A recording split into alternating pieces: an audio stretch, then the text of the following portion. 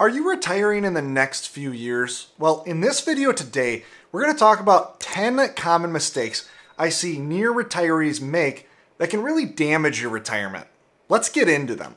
Number one, after helping hundreds of people retire, I think one of the best things you can do to succeed in retirement is test it out.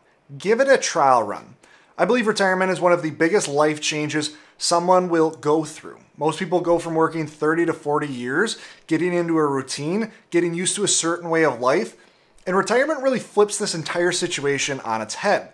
You go from having time restrictions to having time freedom. You have a natural community and a sense of purpose at work to now having to intentionally work to put yourself in social situations and find the next meaning in your life. It's a big change that so many people initially struggle with and have to learn to adapt to. It's like going from a hot tub into a cold plunge. Well, many people can position their situation in a way where they sort of ease into retirement. There are a few ways you can potentially do this. If your work allows you to accumulate PTO, I see many people stack their PTO on at the end of their working career in order to maybe retire a couple months earlier.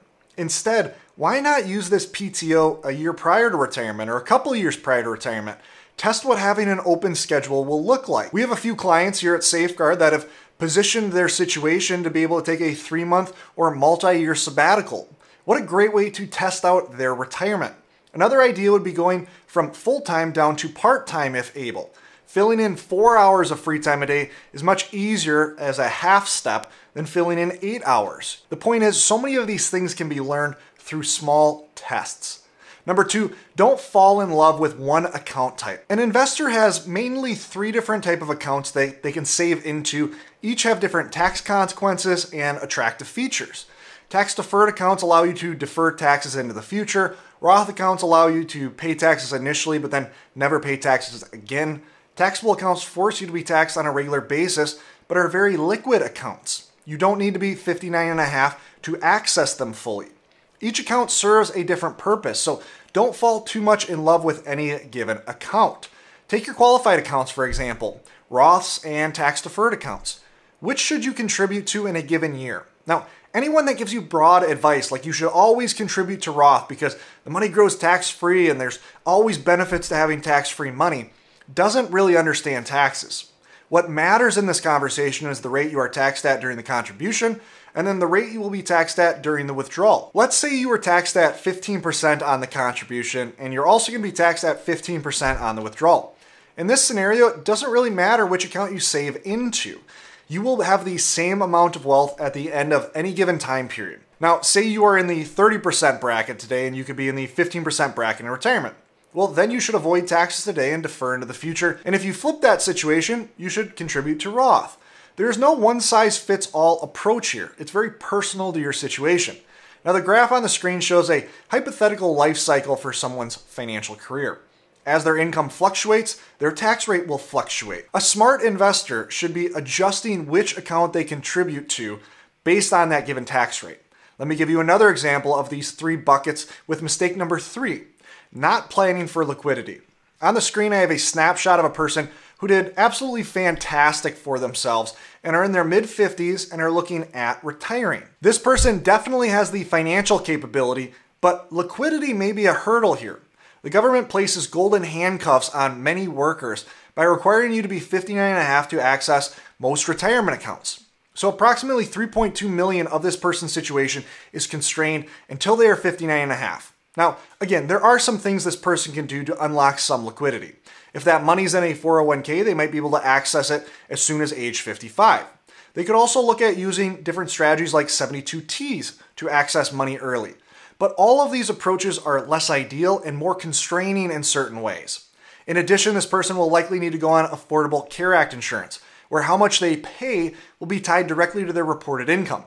Well, the biggest bucket they have is that tax-deferred bucket that will hurt their ability to earn a large Affordable Care Act subsidy and be able to keep these healthcare costs down. If this person had, let's say in their mid-40s, started to do some Roth conversions or saved more in that taxable account, a lot of these liquidity and healthcare cost concerns would have disappeared. So again, use the benefits of each account wisely and make sure you have enough liquid wealth when you need it. Number 4, don't enter retirement too aggressive or wait too long to add a safety buffer before you retire. Economic downturns while you are working can be somewhat beneficial in some ways. You have time to recover and can contribute to your investments when things are essentially on sale. Losses in retirement, however, are a completely different story. The reason for this is that losses hurt more than gains help. Say your portfolio fell 50% in 2008. If you lose 50%, you need to make 100% to get back to break even. $100 cuts into $50, so you need to double that $50 to get back to $100. In retirement, however, withdrawing can further that given drawdown. As you withdraw from your wealth, say you further that drawdown to 55% or maybe even a 60% reduction in portfolio value. At 60%, you now need to make 150% to get back to break even. And so losses hurt more than gains help. So many investors get too aggressive leading into their final years of working and then sometimes have to delay retirement where a bear market happens the year before they retire. Now, I'm all for aggressive investing in the heart of the accumulation phase, but most investors should start to glide path towards a safety buffer anywhere from 5 to 10 years out from retirement. The 5 years before and the 5 years after they retire are going to be the most important when we talk about the returns or losses that your portfolio has. Mistake number 5, misvaluing health insurance, primarily before Medicare age. I've seen many investors delay retirement by 5+ years because they are terrified of paying healthcare costs prior to 65. They might be able to retire at 60, but they want to wait until 65 to get on Medicare and just eliminate that big healthcare burden. They think healthcare might cost $25,000 per year before Medicare, and in some cases it could. COBRA insurance packages are unsubsidized and often quite expensive. But retirees have options if they plan accordingly. Take that Affordable Care Act insurance. How much you pay is directly tied to your reported income. Report a low income and pay less. If you have a good mix of retirement assets, you can essentially control what you report regardless of how much you plan to live on. On the screen, I have 2 examples of reporting a pretty low income and then a fairly high income. For that low income reporter, healthcare costs are as cheap as they can get. For the higher earner, obviously there's quite a bit more that this person will have to pay. But right now, until 2026, you can even report a fairly high income and still pay somewhat reasonable costs as shown on the right. Now, come 2026, the person on the right will likely be paying $2,000 plus per month, but right now they have options because of the added subsidies that are tied to the ACA program. And so don't let a fear like high healthcare costs cause you to delay retirement. First, right now, the ACA system is quite forgiving. And then even beyond that, once we get into 2026 and we go back to something called the subsidy cliff, you still have a lot of options if you have diversification through your retirement accounts. On to number 6. One of the most common beliefs is that taxes are going to be lower in retirement. Now, this is tough because there's some truth to this general premise. While you are working, all of your working income is taxed at ordinary income rates. In retirement, you have more options and some lower taxed income streams. For instance, Social Security is extremely tax preference and at most is taxed up to 85%. Roth withdrawals obviously aren't taxed at all. So your effective tax rate or the total taxes owed for a given level of income will be lower in retirement. But often the tax rates you will pay on certain income streams can be much higher than while working. Now, how can this be true if effective tax rates are likely going to be lower? Let me explain. Here's a tax graph of a single retiree in Missouri. They have $34,000 of Social Security benefits and about $8,000 of dividend income. So without showing any additional income, they have $42,000 of income, and as it sits right now, it's all tax-free. But what if they need to show another $40,000 worth of income for their normal living expenses? Pretty quickly, they are taxed at over 25%, and then they see an even higher tax zone coming pretty soon after that at over 50% for a stretch. At $82,000 of total income, their effective tax rate might still be relatively low, but all of their taxes were incurred on the last $40,000 worth of income. We see all of these different tax spikes on the graph that will make up all of their tax liability.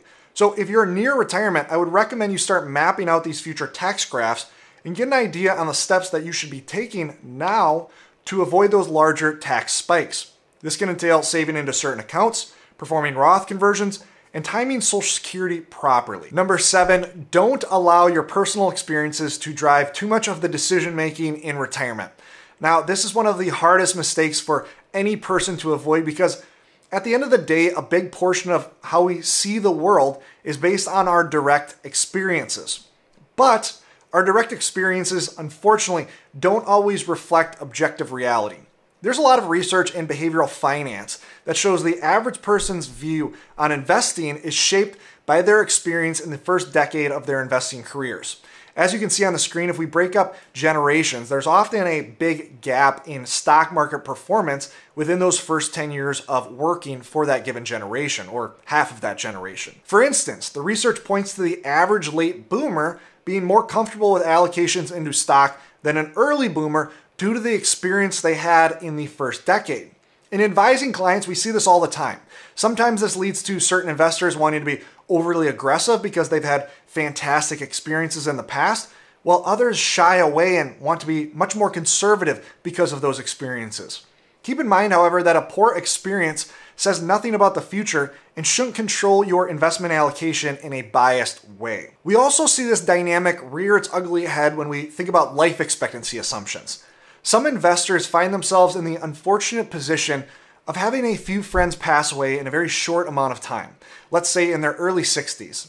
Because of this, I often see investors start to think that their life expectancy is going to be a lot shorter than they previously thought because of this experience with their friends. Then they think, well, heck, I might as well file for Social Security early because so many people are passing away early. That's probably going to be me as well. Unless there's an external reason that correlates between all of these people passing away that also correlates with your life, others passing away early means nothing for your longevity. In a video last week, we talked about something called cohort life expectancy. Cohort life expectancy is the most accurate broad life expectancy calculation because it looks at the current age you are at and projects out into the future your life expectancy from that age. Say you're 65, it looks at a function of your probability of dying at 66, 67, and so on. Life expectancy from birth, the often quoted life expectancy number, is something called period life expectancy and is really inaccurate for retirees. And so know that as a 65-year-old in 2024, your life expectancy is in the mid-80s, and that is not affected by unfortunate passings of your peers. Number 8, following a friend, family, or coworker's retirement advice.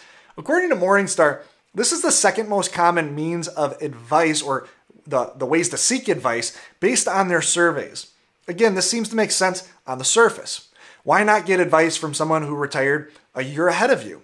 And I completely agree, the advice on the experience of retirement can be taken for those that are ahead of you on the retirement timeline. But beware of taking advice on what you should do financially.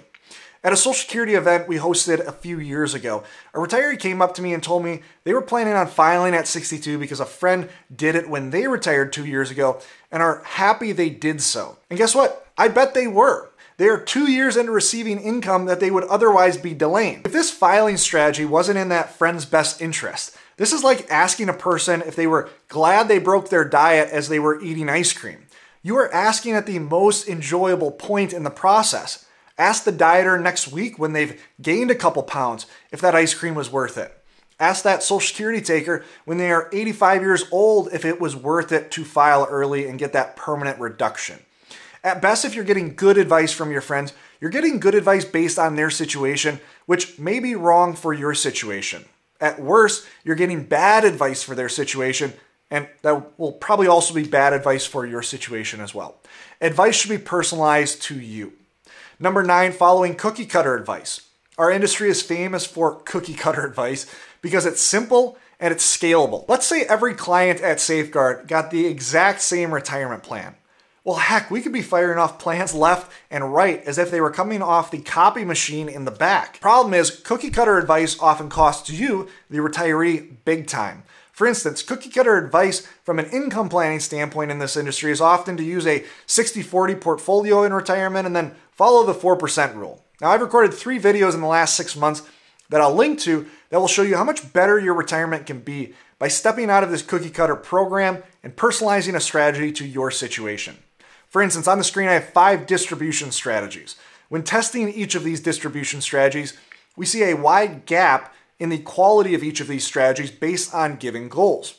Certain strategies on average not only increase your probability of success, but also lead to a larger ending balance at the end of your life.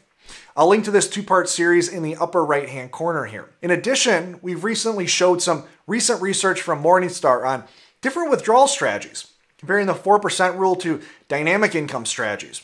What we find is that a dynamic income strategy, as talked about in this video right here, can not only increase your starting spending capacity, but also maintain a higher spending rate through retirement. Meaning that a more personalized strategy that is based on your goals in retirement can mean that your money goes further. Now that's a mistake worth avoiding. Then finally, on the softer side, I see a lot of retirees begin retirement silently. I urge you to begin retirement with a bang.